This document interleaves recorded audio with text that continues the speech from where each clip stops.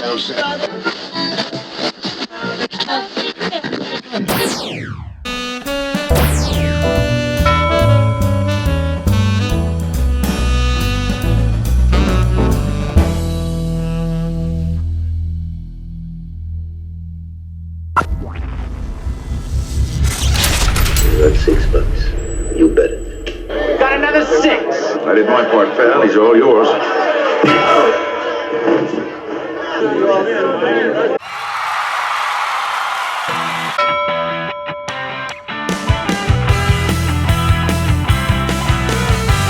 Howdy, folks, and welcome to the Spaghetti Theater for the Spaghetti Theater Review, where once again I'm going to review something from the works of the great Charles Bronson. An actor, for me, who could appear in anything and I'd give it a chance. Because like I've said in a lot of past Charles Bronson videos, he's done a lot of crap. However, he was always the highlight of that crap. Only I would rather review something he was in that was actually good, and a bit of an underappreciated gem, as far as Charles Bronson classics go. And it's 1975's Hard Times. I recall someone suggesting it in the comments section a while back, and when I can, I like to review ones that people suggest to me. Plus, besides Charles Bronson, it also co-stars his buddy from The Great Escape and The Magnificent Seven, the also great James Coburn, and they've also both appeared on the original Twilight Zone. And yup, I've reviewed both of those too. Old Man in a Cave, and 2. Let's Go Meet Your Favorite Recluse. And, as stated in Charles Bronson's contract at this point in his acting career, you better have a role for his lovely wife Jill Ireland, who he was madly in love with, or no deal. So they let her play his love interest. And finally, it features the lovable and sometimes hateable scumbag character actor, Strother Martin. Goddamn sack of country shit. Steady on, Speed. These boys are not refined. Most famous for saying this line from Cool Hand Luke. What we've got here is failure to communicate, which is the way he wants it. Well, he gets it. Is that so, Strother Martin? Well, things haven't changed much, have they? And I mean it. This movie is set in Depression-era New Orleans. Charles Bronson plays a drifter who drifts into a random town one day looking to be a professional street fighter so he can make some cash. Street fighting, as in bare knuckle, back alley, warehouse, oyster de-shelling plant, boxing, folks, and people bet on it. So here it is, folks, from Walter Hill, the director and writer of The Warriors and 48 Hours, in his directorial debut, Hard Times. This is Crispin number 6, the girl Crispin of the bunch. Say hello, girl Crispin. Isn't she adorable? She's sitting in on this one.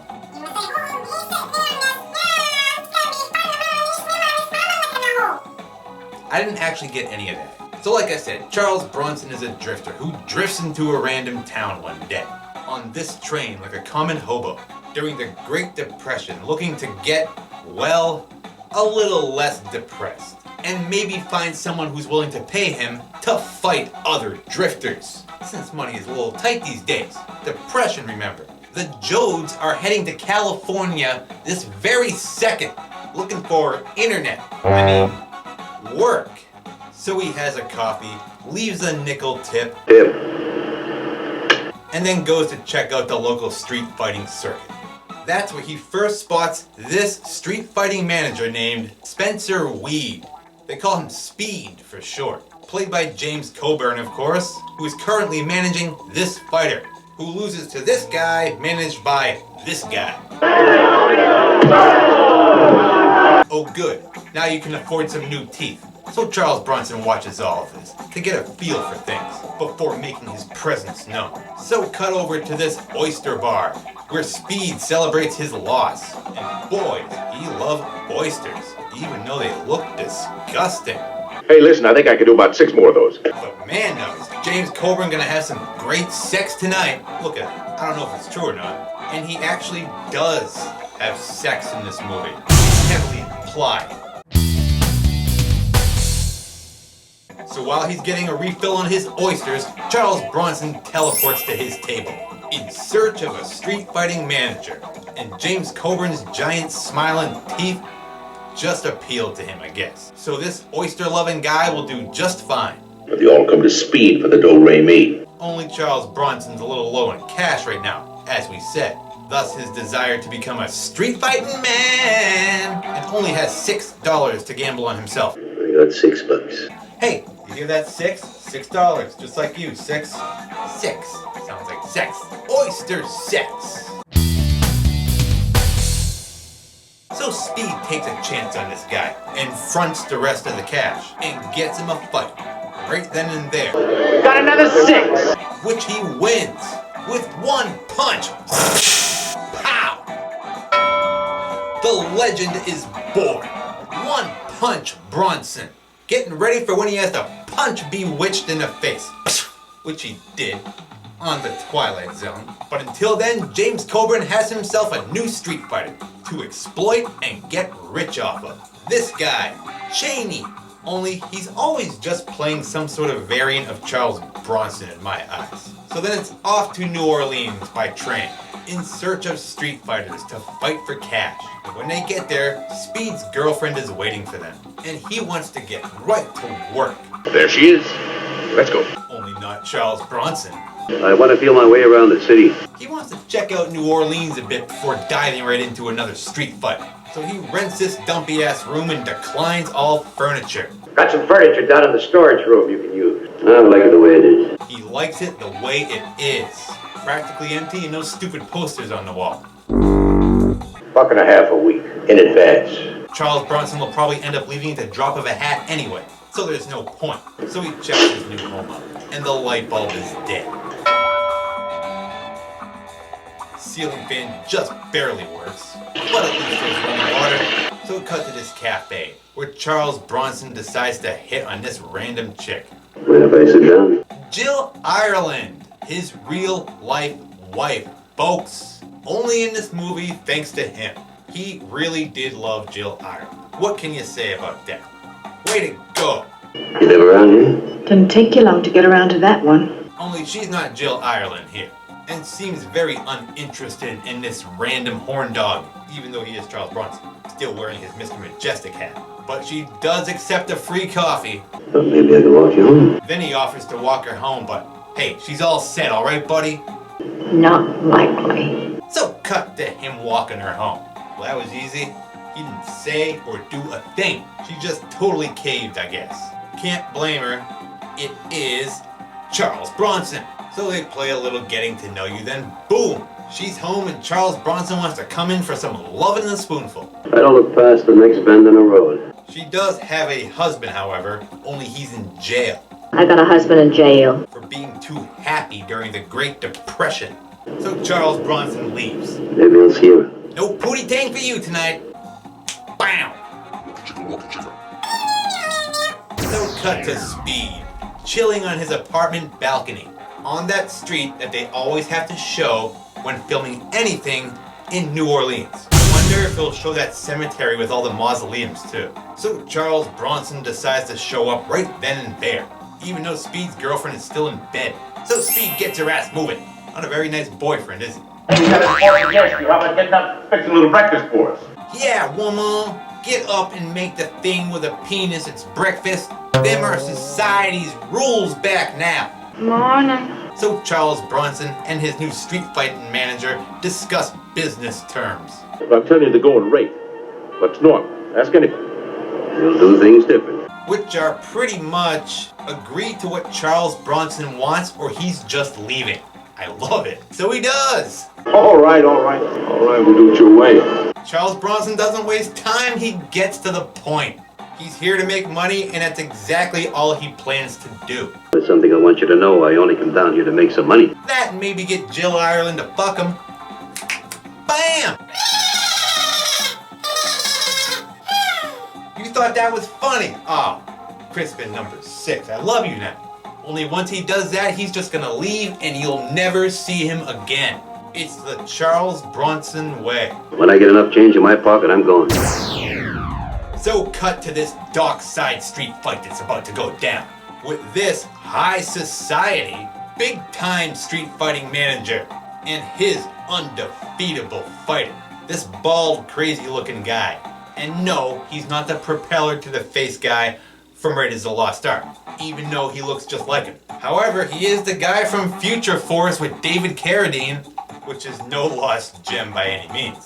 So Speed and Charles Bronson are here just to observe how this guy fights and wins, which he does quite easily, since apparently he's the best, even though this guy looks like he could easily be defeated by him. That's why he's the best. Yeah, the best. The best, that is, until Charles Bronson strolled into town looking for a fight for cash. And Speed, also being a street fighting manager, has a little feud going on with this big-time street fighting manager guy, who's #1 in his racket. So cut to this black people church, which I have to say seems way cooler than white people church. Because I know I've been to white people church. Here, they really know how to rejoice to Jesus. The music's way more lively too. And any color can attend because Strother Martin is here, folks. Enjoying the music. A churchy kind of guy, I guess. He's also an opium addict who got kicked out of med school for, well, being an opium addict. They sort of frown upon that thing. And Speed is now here to get him to join the team, like he's Nick Fury at the end of every Marvel movie. Hey, Dr. Strother Martin, we're putting a little team together. You want in? And being an opium addict, he jumps at the chance and goes to meet the great Charles Bronson to see if he approves of him, and vice versa. So cut to that cemetery they always show in every movie set in New Orleans. I knew it! See? Where Charles Bronson is waiting patiently. So Strother Martin checks him out. No protruding knuckles. Good fighting fist of fury. Reasonably thick skin. Oh, you got good skin. Good skin. 10% of what we win, expenses. Standard. And he's only taking 10% for his opium addiction. You're in, Strother Martin. Go pick out a suit. Oh wait, you don't need a suit for this. You're already sort of wearing one anyway. You're our doctor. Welcome to the team. So cut to the local mob, where Speed goes to borrow $1,000 so he can gamble it on a fight with that not Raiders of the Lost Ark guy against the great Charles Bronson. Only this head guy here is hesitant since Speed is known for not paying people back on time or in full, but they give him a chance anyway, only with the warning to not fuck with them or this second-hand nut guy will come after you. This guy, Crispin Glover's dad. No joke, folks. Crispin Glover's dad. This is him. Again, actually. I recently reviewed the movie CC and Company with Joe Namath, which also featured Crispin Glover's dad, Bruce Glover, who actually, while reviewing that movie, died. Yeah, he just died. Bruce Glover, everyone. May he rest in peace. And 50 for every day until it comes back. So cut to the local rich guy's indoor swimming pool, where a wacky fight with Father Jack Palance does not break up. Since Speed is here to see that big shot manager, to set up a fight with Charles Bronson and non-Raiders guy. So he slams down his minimum $1,000 bet and expects his fight. D. Only no. This guy don't like you, Speed, knocks it up to 3,000. So come back when you have that. You mean to tell me we don't have a deal? Not for $1,000. So Speed storms out of there all angry and then cracks this Coburn smile, since getting him to raise the pot was the whole idea. $3,000, even better if they win. And 50 for every day until it comes back. So cut to Strother Martin getting a shape, as Speed sets up another fight for Charles Bronson, with some local hicks over the phone. So cut to the day of that fight, that they're only doing so they can make that $3,000 that they need. And it's a beautiful day at this lake, where everyone's having a picnic with their loved ones, and are going to watch two shirtless men beat each other up. Sounds like a blast. So Speed makes his bet with this douchey redneck that you can't beat. His tough, street fighting, good old boy. This dope. So they start the fight, and Charles Bronson kicks this guy's ass in a few punches. Ping, pow, pfft, game over. Enjoy the rest of your picnic, folks. Only this upset this asshole, and he doesn't agree to pay. As a matter of fact, he keeps all of the money. Like a sore-losing douchebag, just because the fight didn't last long enough. It was too damned easy. This pisses off Speed, of course, and he wants to go right after him. Goddamn sack of country shit. Only Charles Bronson and Strother Martin talk him out of it, since one of these local yokels brought a gun with them. So they're forced to accept these unfair terms and just leave. These boys are not refined. Well said, Strother Martin. They're not refined, all right. Only Charles Bronson has a plan, of course, and doesn't plan to just let it go right there. So they drive around for a while and let those douchebags get all comfortable. Wait until nighttime when they're all chilling over at the local pub. Then just stroll on in, take that dipshit's gun right away from him, and kick the ass of anyone who gets in your way. Awesome! I don't think you want to use it. He then forces that asshole to pay up. That's one way. You want to see another? Should have played fair, shithead. Then Charles Bronson wouldn't have to unload that gun on everything in sight.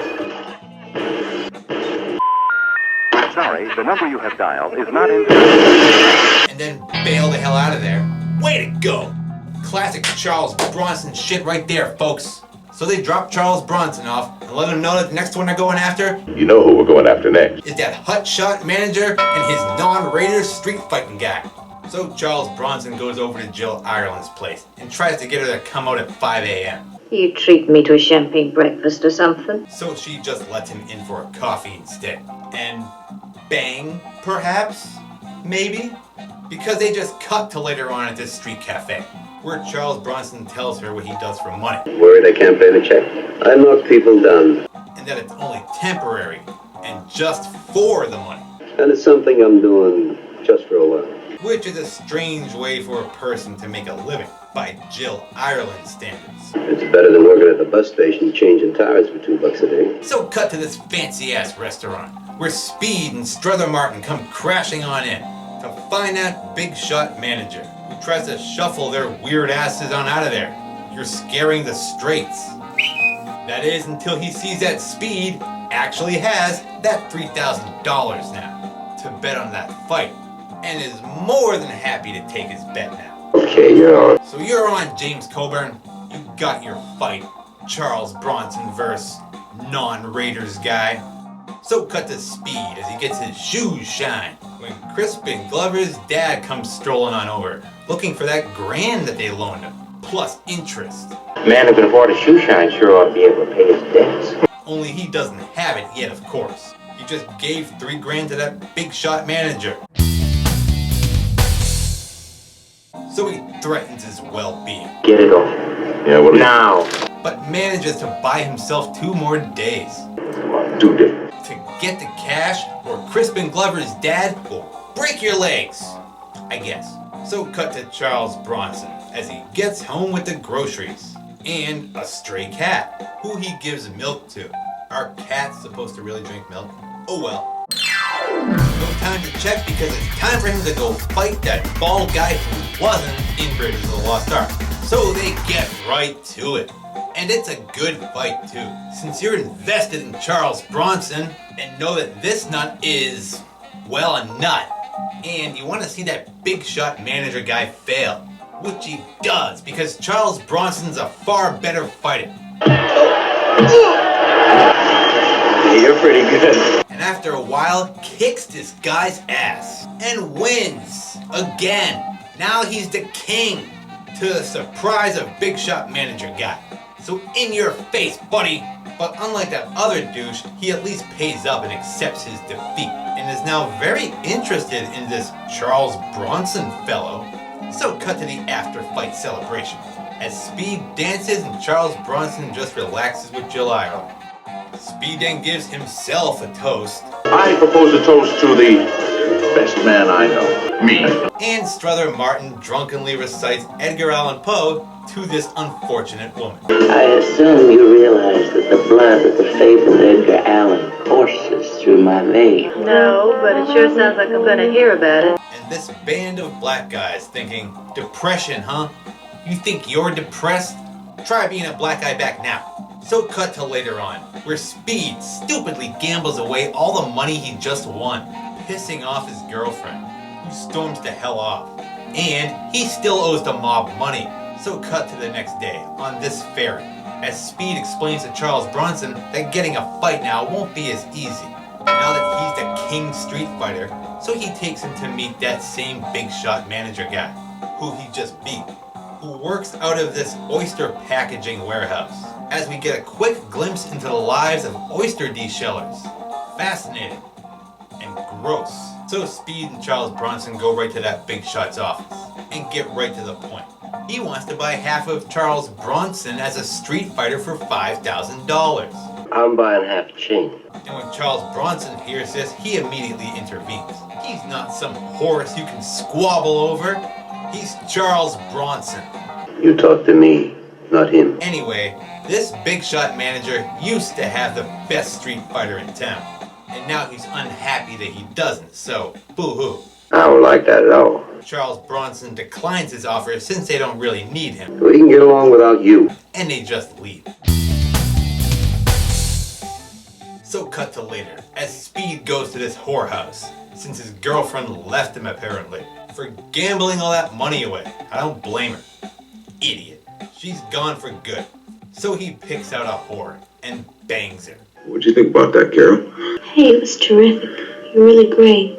Yep, it was always her dream to bang James Coburn. That's just exactly what I thought you'd say. Then, later that night, Crispin Glover's dad makes another appearance. Only this time he brought his own personal guy with a sledgehammer with him to destroy James Coburn's fancy new car for still not having paid him back yet. And hey, this guy with the sledgehammer, Frank McRae, was in another Walter Hill film, 48 Hours. After that, he was pretty much typecast as the angry police captain, or the guy from The Wizard and Batteries Not Included. You don't want no trouble. Anyway, pay up, Speed, or Crispin Glover's dad will have Captain Sledgehammer sledgehammer your legs next time.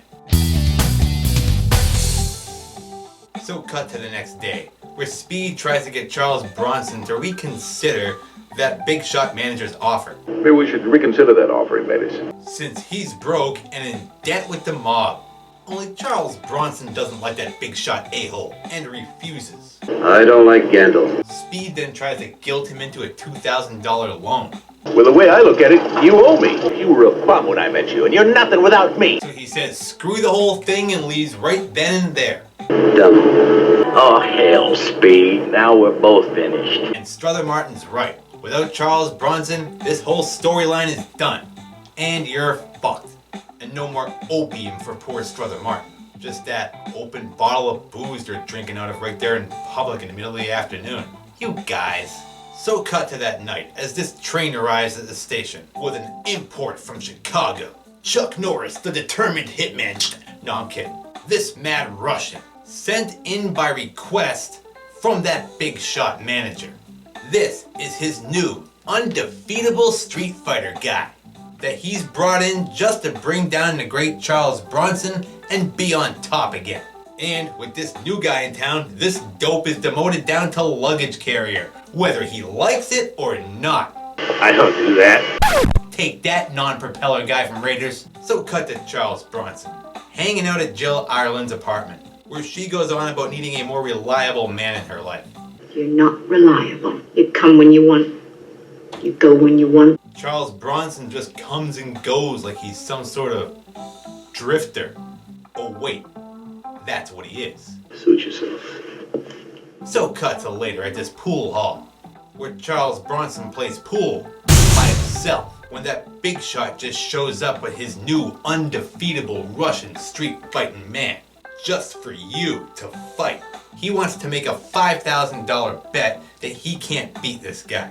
Only he's not interested, so he just leaves, even after being threatened by the challenger himself. I can always reach over and start things right now. You're not gonna do it for free. Only Charles Bronson's right there, but you didn't come all the way down here from Chicago on a train just to beat him up for nothing in a pool hall. So cut to Speed's place as the mob forces him into Crispin Glover's dad's car. You want your money back too? Help! And takes to hell. Oh, they're serious now, folks. I should have known that I was the only one who could handle a crisis. Should have paid off the mob, Coburn. Time to go meet your favorite recluse. The top mob guy, who was all set to break his legs. When this guy showed up to pay off his debt for him. Hey, it's that big shot manager dick. He did it, but only to get Speed to convince Charles Bronson to fight his new guy. Only Charles Bronson's not on good terms with Speed anymore. He won't even speak to me, chick. So no go there, buddy. So instead, they keep Speed as their prisoner until Charles Bronson decides, or doesn't decide, to show up. We're going to put you on ice for a while and see if maybe he'll speak to me. So cut to Strother Martin, who fills Charles Bronson in on all the new developments. And how that big shot manager is insistent that he fight his new guy for cash. Gando's gonna pay the loan off if you take on his man. In a business-only match. No crowd, just business. So no spectators. Only Charles Bronson still doesn't want to. Even though it leaves Speed in a real pickle. That ends with him getting beaten senseless by non-Raiders guy probably. It's his own stupid fault anyway. Charles Bronson owes him nothing. Money's hard to come by, folks. What we've got here is failure to communicate. So cut to Speed, who's being forced to enjoy his captor's company as they play cards and wait for Charles Bronson to show or not show. So cut to Jill Ireland's place again, where Charles Bronson just shows up. Only she has company right now. I got a visitor. So she just goes for a walk with him and tells him that she wants to end this thing. I don't think he should drop by anymore. Since he's not cutting it. She found a better place and a better man with a better job. I've got a better offer. So he agrees and just leaves Jill Ireland forever. Looks like you got things all figured out. Well, that was all for naught. Did you even need her character? He loved her. She had to be in it. So cut to that oyster factory where everyone is waiting as Strother Martin arrives. Gentlemen. So they can all play the waiting game together. Will Charles Bronson show to fight this new guy? We just have to wait and find out. And do a solid for James Coburn? Or will he just hop on the next train out of town like he was the fugitive or something? So everyone keeps their eyes on that front entrance, waiting. So cut to Charles Bronson. Let's see what he's doing. He's at home with a now working light bulb. When he puts on his Mr. Majestic hat and then his coat, packs up all his shit and leaves. Leaves the cap too. So cut back to the oystery, where they're all still waiting and wondering. When in comes strolling the great Charles Bronson, everyone. He's here, to everyone's delight, like a hero, out of the darkness, to fight this big shot's mad Russian, and save Speed from getting his ass kicked. I'll take him. That's right, you haven't won one in a while, have you, Chief? And to help further Strother Martin's opium addiction. Why not? Yeah! So, to get those big shot a-holes that started this down here, Strother Martin decides to just throw a hammer through their office window to get their attention.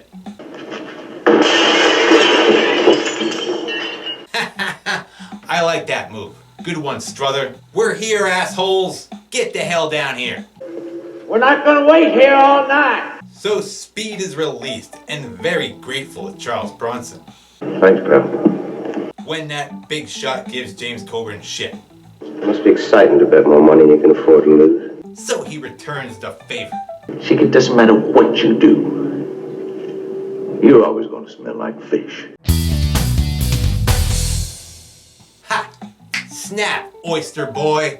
So it's fight time again, folks. Shirts off and doors closed. Let's get it on! And another good and intense fight it is, too. They're all over the room. Even though I have no interest in street fighting or even boxing, It's the story behind it that's compelling. The Mad Russian then gets in one good upper back punch, which only makes Charles Bronson invincible and really starts to kick some ass. To the point where that big shot a-hole tries to cheat with these things. Only even he wants to fight, to be fair. So screw that shit. And then, a few seconds later, the fight is over and Charles Bronson punches that Mad Russian into submission. Winning, of course. Still the king, retaining his title as King Street Fighter. Game over. Satisfying and emotionally intense. You owe me money. It felt good to see Speed get the best of that big shot a-hole who smelled like oysters. You're always going to smell like fish. Well, at least he plays mostly fair. And, in the end, is a good sport about it. I see you now. Adios. So back to Chicago for you, Mad Russian guy. Guess you're not that good after all. So now that all's well, everyone leaves and they drop Charles Bronson off at the train station, where he requests that Strother Martin take care of his cat for him. Aw. I want you to take care of it for me. And even pays him a ton of money to do it. He then tells Speed to take care of Dr. Opium Addict here, and gives him a ton of money too. You take care of both. Even though all he wanted to do through all of this was make some money. For a man who came to town to make some money, you're giving a lot of it away. Only why? Was it for something particular that we'll never know? So before Charles Bronson leaves, Speed feels something needs to be said. Only nope. You gotta say something. He's Charles Bronson. He just walks away and leaves not saying a word. He doesn't need anyone and just heads off alone, as usual, to start a new world. A new world for him and, well, just him again, I guess. Off to become his character from Death Hunt, since people and society are not for him. As Speed acknowledges the great Charles Bronson's greatness. Oh, he sure was something. Yeah, damn straight. As for James Coburn and Strother Martin, well, they had many more adventures together. But that's another story. Let's go get the cat. So they drive off to go get Charles Bronson's cat. The end. That was Hard Times, which leads me into my final thoughts on another fine Charles Bronson film. One that would rank up there with Charles Bronson's better movies, like Mr. Majestic or Death Hunt. The director, Walter Hill, originally wanted Charles Bronson's character to be younger, and played by Jan Michael Vincent, who he would later star with in The Mechanic. As for James Coburn's character, he originally wanted Warren Oates, or even Mickey Rooney at one point. I can see both of them pulling it off. Warren Oates more, but I'm glad they went with James Coburn. One interesting fact I did find out about this film was how in Japan this movie was called The Street Fighter and became the basis for the Capcom game Street Fighter. I do love Charles Bronson in this film though. He's playing the very same I need no one Charles Bronson characters he always plays. The anti-hero type, who in the end still does the right thing.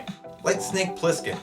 He has a good heart, but never stays in one place for too long. I always assumed this was the type of character I would grow up to be. A drifter riding the rails, like the Emperor of the North Pole, and eventually start a shed town somewhere, and become its mayor. Only no. I found the right woman instead, and wouldn't change a thing.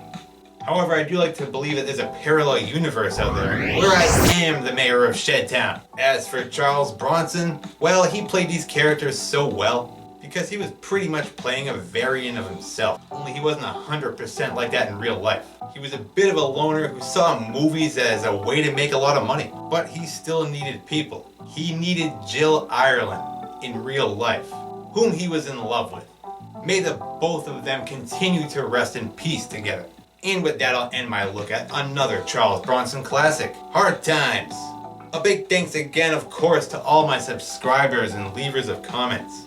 Always good to hear from you. Right, Crispin number 6? That's right. I love reading the comments. Adios for now, folks, and I'll see you at the theater.